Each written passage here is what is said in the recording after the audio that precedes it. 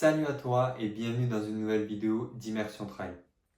Tu prépares un ultra où tu aimerais envisager de faire un ultra plus tard, mais tu n'arrêtes pas de voir que, je sais pas, le fait de participer ça te fait peur parce que tu te dis comment je vais être prêt, je vais abandonner. Si j'abandonne, en fait ça me fait peur d'abandonner parce que j'ai peur que les gens se moquent de moi ou me jugent, ce genre de choses. Bref, c'est tout à fait normal. Honnêtement, je pense que tous les mecs qui font de l'ultra trail sont passés un petit peu par ces sentiments-là. Et je voulais voir avec toi aujourd'hui, du coup, les 5 causes majeures d'abandon sur un ultra trail. Il y a eu sur l'UTMB plusieurs études qui ont été réalisées, et notamment sur d'autres courses aussi, mais sur l'étude de l'abandon. Et je vais vous dire là, du coup, les 5 causes majeures de l'abandon. On a donc la nutrition en premier, les problèmes musculaires en suivant, tendinite, des problèmes articulaires, et puis les barrières horaires. Ça, c'est les 5 points qui viennent.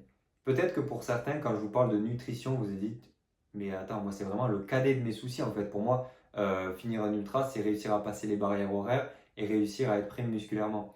Et c'est du coup ce qui fait que la nutrition est la cause numéro 1 d'abandon en ultra. Et ouais, parce que comme la préparation mentale, comme ce genre de choses, c'est des choses qui passent secondaires. On a un plan d'entraînement d'un point de vue sportif et la nutrition, ben, on essaye de s'alimenter, on essaye de tester, on se dira, bon, ben, je verrai le jour J comment ça répond, alors qu'on peut préparer notre organisme, alors que c'est quelque chose qui se prépare. Et pour ça, pas besoin de payer un nutritionniste une blende. Vous avez des choses qui existent sur Internet si vous suivez les bonnes personnes. Immersion Trail, on essaye de faire le contenu de la meilleure qualité, mais aussi on a fait des formations plus poussées avec des nutritionnistes pour faire en sorte que vous ayez une préparation à 360 degrés qui vous évite un petit peu tous ces abandons qu'on va avoir là. La formation Road to Ultra qui vous prépare en autonomie à préparer du coup votre ultra. C'est une formation ensuite garantie à vie, donc vous avez accès à vie. 30 jours satisfaits ou remboursés. Vous testez, vous voyez si c'est fait pour vous, si c'est pas fait pour vous, ça dégage, vous faites rembourser, il n'y a pas de souci. C'est hyper accessible et vous allez voir, pour moins de 50 euros par mois sur 4 mois, donc la formation est accessible à 195 euros. Paiement en 4 fois, moins de 50 euros sur les 4 premiers mois du coup. Ensuite, vous avez du coup toute la formation. Vous allez pouvoir être prêt d'un point de vue sportif, d'un point de vue nutritionnel, d'un point de vue mental, d'un point de vue kiné, prévention de blessures, ce genre de choses. Parce qu'avec toute la team Immersion Trail, avec des professionnels du domaine, on a travaillé à ce qu'on puisse vous donner les meilleurs conseils, les meilleurs tips, les meilleures clés de lecture pour que vous puissiez vous préparer en autonomie et qu'en parallèle, on vous accompagne via les différents groupes, via des appels, etc., des masterclass pour faire en sorte que vous soyez prêt, serein et que vous ne payez pas une blinde en coach, prépa mentale, nutritionniste, bref, on n'a pas tous 400 euros à dépenser par mois dans ce type de choses. Donc, formation Road Ultra, le lien est dans la description si vous voulez en savoir plus. Dès-moi, mettez un commentaire, on pourra échanger, il n'y a pas de problème. On commence de suite par la nutrition. La nutrition, comment ça se prépare? Ça se prépare en ayant un plan nutritionnel, en testant des choses. Les week-end shocks, les sorties longues sont faites pour tester son matériel, son rythme de course, sa nutrition. Il faut savoir qu'est-ce qui passe. Moi, par exemple, si je prends mon cas très personnel, si je mange que du sucré, au bout de 3-5 heures, je sature, c'est même plus la peine de me parler, je ne peux plus rien avaler. Donc il faut que je mixe, il faut que je tourne. Pensez, vous aussi, du coup, à mixer les apports que vous allez avoir. Boisson isotonique, c'est du liquide, ça passe tout seul. Compote, purée, pareil, vous n'avez pas à mastiquer, vous n'avez pas à mâcher. Sur des fins milieux d'ultra, c'est quelque chose qu'on va privilégier pour pouvoir faciliter la digestion, faciliter l'ingestion de choses qui vont vous permettre de durer. Vous avez des gummies, comme des gommes, vous appelez ça comme vous voulez, des choses à mâcher un petit peu comme des bonbons qui sont toujours réconfortants et qui peuvent vous apporter des petits apports, ce genre de choses. Parfois, il y a de la caféine dedans pour la nuit. Bon, bref, ça peut être des bons apports. On a des bars plus classiques, on a des gaufres qui existent, on a des gels.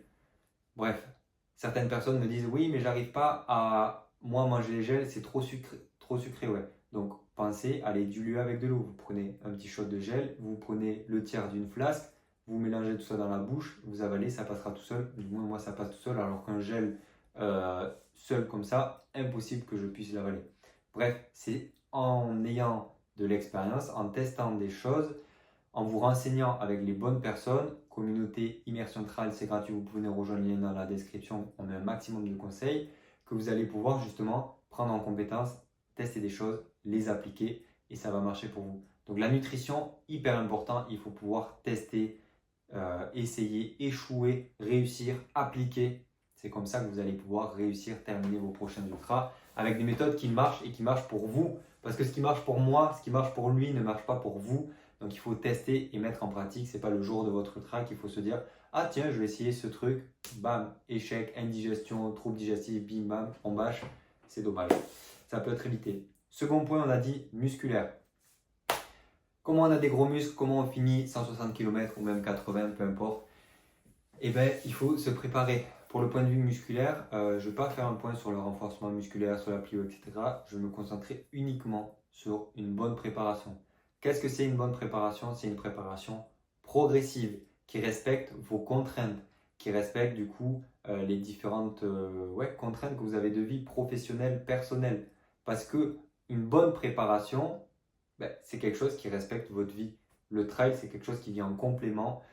Et c'est pas parce que vous suivez un plan d'entraînement qu'il faut être 100% rigide, il faut pouvoir et savoir l'adapter. Pour ça, vous pouvez faire appel à nos coachings, par exemple, dans lequel on fait des coachings personnalisés, individuels, où on essaye de prendre en compte tout votre contexte et tous vos objectifs pour vous y amener de la meilleure façon possible. Si vous souhaitez le faire personnel de manière du coup en autonomie, j'ai déjà parlé de la formation qui vous permettra de prendre en connaissance toutes ces choses et savoir adapter un petit peu tous ces points pour en faire en sorte que vous arrivez prêt. Sinon, vous trouvez des conseils sur Internet ou alors dans la communauté si vous voulez poser vos différentes questions. Mais ce que je veux dire, c'est qu'il faut avoir un principe de progressivité avec de la montée en charge, de la baisse de charge pour pouvoir bien récupérer, assimiler l'effort. Et si vous avez une bonne préparation bien construite, il n'y a pas besoin de passer des heures et des heures dehors, il n'y a pas besoin de faire des heures et des heures à la salle, il n'y a pas besoin d'être un Golgoth, il n'y a pas besoin de... Non, juste un bon plan, simple, qui fonctionne, efficace. Et voilà, vous allez aller là où vous voudrez et il n'y a pas besoin de se prendre la tête. Il faut faire des choses simples, mais des choses qui fonctionnent. Donc pour être prêt musculairement, un bon plan d'entraînement, un plan qui fonctionne pour vous, encore une fois, c'est comme la nutrition et comme tout ce que je vais vous dire, ce qui fonctionne pour moi. Par exemple, le plan qui m'a permis de finir mon premier ultra qui était les Templiers ne va pas fonctionner pour vous si vous préparez les Templiers. Parce que j'ai eu des contraintes particulières, vous avez des contraintes particulières, vous avez des choses à progresser qui sont propres à vous. J'ai un style de course qui est propre à moi.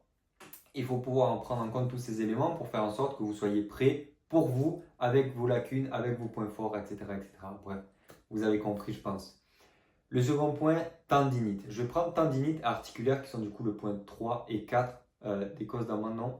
Pour ça, plusieurs choses. Le principe de progressivité, c'est un principe clé. Parce que pourquoi? La surcharge d'entraînement, c'est dû à une mauvaise gestion de votre préparation. C'est dû, les blessures se déclenchent, si vous voulez, au moment où vous avez une trop grosse contrainte. Si vous n'avez pas fait une bonne montée en charge, si vous n'avez pas préparé votre corps à subir l'effort que vous allez subir pendant votre course, c'est mort. C'est mort parce qu'en fait, vous allez avoir une trop grosse contrainte d'un coup sur votre corps qui n'a pas été préparé à ça. Et donc, lui, il va commencer à déclencher des inflammations, déclencher du coup des tendinites, des problèmes articulaires dus au choc, répétés au terrain qui n'est peut-être pas là où vous avez l'habitude de vous entraîner. Et pour ça, on peut compléter, oui, avec du renforcement, de la pliométrie, des étirements, ce genre de choses, mais aussi en se préparant correctement. Pour ça, je vous ai déjà dit comment vous faire, mais voilà un petit peu les choses que vous pouvez mettre en place. Après, si vous voulez être un petit peu en mode bourrin et juste réussir à mieux endurer la douleur aussi, il faut passer par la prépa mentale. Pour ça, je vous ai parlé de la formation. Sinon, vous pouvez trouver des conseils sur Internet, mais quand même, la formation, ça vous permettra de vraiment mettre en place des vrais outils avec un budget bien défini et pas trop accessible parce que les prépas mentales, parfois, ça peut être un petit peu cher et c'est pas quelque chose qu'on a envie de rajouter.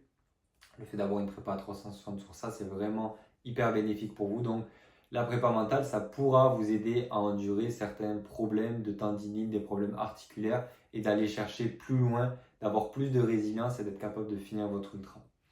Et puis le dernier point, les barrières horaires. Ça sera une vidéo spécifique que je vais faire, comment gérer les barrières horaires. Mais en gros, il faut être capable de mettre son ego de côté et de gérer au mieux ces barrières horaires-là. C'est-à-dire qu'il faut être capable de définir une stratégie de course. Si vous savez que vous êtes débutant, vous voulez juste finir et vous voulez viser les barrières horaires, il faut aussi définir une stratégie de course. Il ne faut pas se laisser surprendre par les barrières horaires. Il faut savoir où est-ce que sont vos points forts, où est-ce que sont vos points faibles pour pouvoir, si vous voulez, réussir à passer les barrières horaires en temps. Par exemple, moi, j'ai commencé mon premier ultra, je suis allé un petit peu à la Holgen, si vous voulez, et j'ai dû faire face aux barrières horaires. J'ai dû les gérer et honnêtement, moi c'est passé. J'avais toujours 1 heure d'avance sur les barrières horaires, mais parce que j'avais établi un petit peu une stratégie de course, quelque chose qui me permettait de savoir, ok, je vais pouvoir passer les barrières horaires à chaque fois. Et si jamais j'ai des coups de mou, si jamais j'ai ce genre de choses, j'avais toujours une marge, quelque chose qui me permettait de pouvoir me poser une demi-heure, vraiment, bien m'alimenter, bien récupérer, bien souffler. Même une demi-heure, c'est énorme honnêtement sur un ultra, se poser une demi-heure. Mais ça me permettait de gérer ces choses-là.